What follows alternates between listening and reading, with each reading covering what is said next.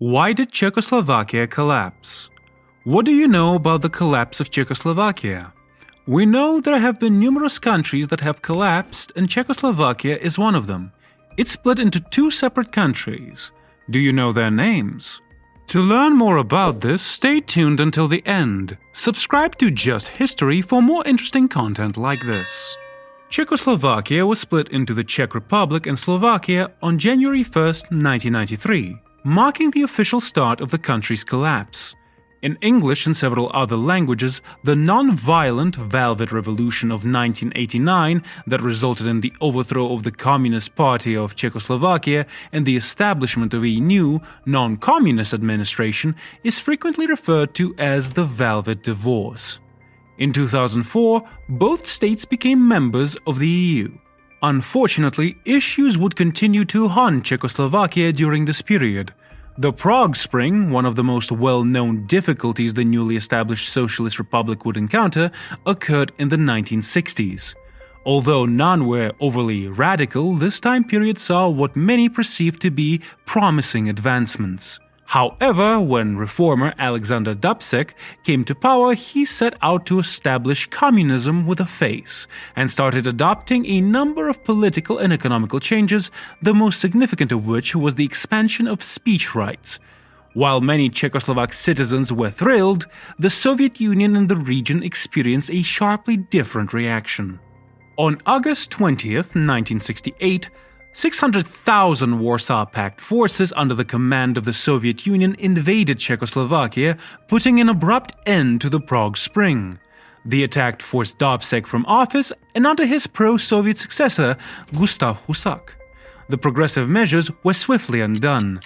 This was a ticking time bomb, since the Czechoslovak Republic would continue to live under the oppressive communist rule for decades to come.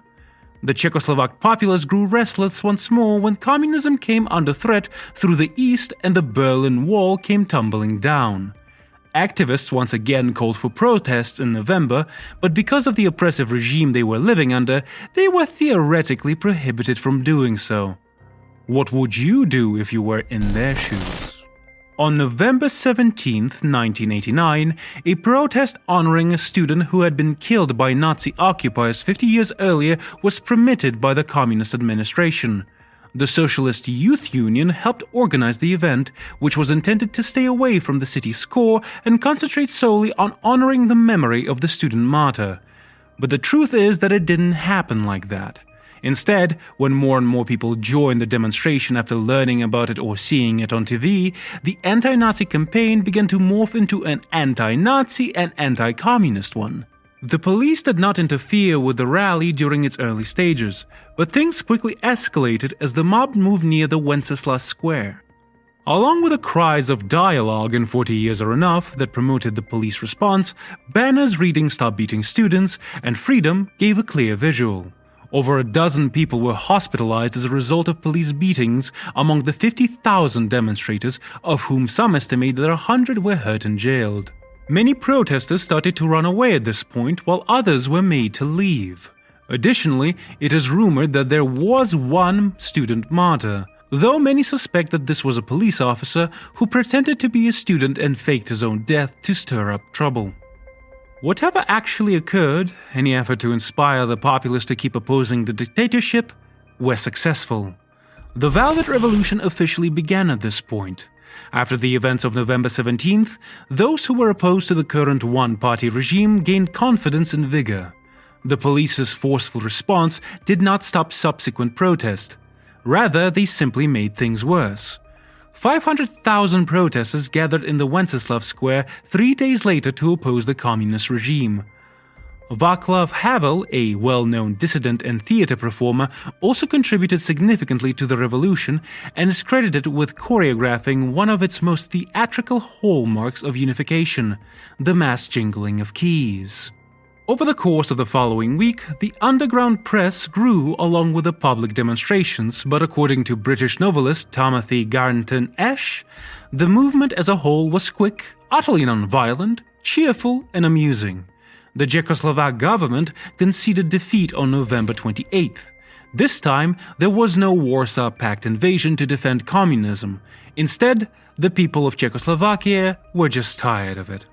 Vaclav Havel was elected as the country's new and final president, ending the current administration and restoring a multi-party democracy. The communists suffered a humiliating setback in the subsequent elections in the summer of 1990, which helped to establish the new anti-communist administration. But this has also begun the era that has come to be known as the Velvet Divorce. Czechoslovakia had just started the process of democratization when an old conflict between the Czechs and the Slovaks became unexpectedly more acute. Although the conflict was peaceful, it was nonetheless severe since both sides couldn't agree on how to move past communism and the divergent demographics. This would eventually lead to the non-violent division of Czechoslovakia into the Czech Republic on one end and Slovakia on the other. Would you like to go there right now? We will take you there, only if you subscribe to this channel. Come on, the van is waiting outside. Ah, don't worry, I'm just kidding. Intriguingly, however, it appears from polls taken at the time that the difference between the Slovak and Czech people was mostly focused on the population of those in positions of power and less so among the general public, which frequently supported the unified nation. Even still, there were nationalistic tendencies on both sides, and the reforms each group desired were not quite in line with one another. The separation was finalized on January 1st, 1993. In conclusion, why did Czechoslovakia break up? What pushed people over the edge? First off, as was already mentioned, Czechoslovakia was a young country that had only sometimes been together. Despite similarities, the Czech and Slovak people were not the same. Despite the argument made by those who supported the creation of Czechoslovakia that these ethnic and cultural identities were unique, they had separate cultures, languages, and political systems. Additionally, the Czech typically outnumbered and outperformed the Slovaks within the Union. Still, they represented the lesser of two evils because they were fellow Slavs, opposed to Slovakia's alternative of eventually being somehow assimilated into Hungary. The Czechs also wanted a Slavic neighbor to help them balance out the sizable ethnic German minority that existed inside their boundaries. However, this requirement was mostly non-existent following the deportation of Germans that occurred after the Second World War. Additionally, Czechoslovakia needed changes, and there was a possibility for change after the communist administration fell. Separation is still a continuous issue in the broader public, especially the older generations. Discussions about it can become passionate, but they frequently turn jovial. What do you think about this? Do share your thoughts in the comments below. Also refer to the other videos on our channel. Please subscribe, like, and hit the bell icon.